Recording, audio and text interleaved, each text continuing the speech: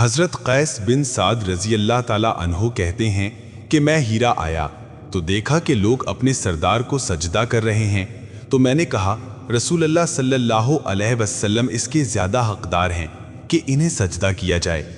میں جب آپ صلی اللہ علیہ وسلم کی خدمت میں حاضر ہوا تو میں نے آپ سے کہا کہ میں ہیرا شہر آیا تو میں نے باہر لوگوں کو اپنے سردار کے لیے سجدہ کرتے ہوئے دیکھا، تو اللہ کے رسول آپ اس بات کے زیادہ مستحق ہیں کہ ہم آپ کو سجدہ کریں۔ آپ صلی اللہ علیہ وسلم نے فرمایا، بتاؤ کیا اگر تم میری قبر کے پاس سے گزرو گے تو اسے بھی سجدہ کرو گے؟ وہ کہتے ہیں میں نے کہا نہیں۔ آپ صلی اللہ علیہ وسلم نے فرمایا، تم ایسا نہ کرنا۔ اگر میں کسی کو کسی کے لیے سجدہ کرنے کا حکم دیتا تو عورتوں کو حکم دیتا کہ وہ اپنے شوہروں کو سجدہ کریں، اس وجہ سے کہ شوہروں کا حق اللہ تعالیٰ نے مقرر کیا ہے۔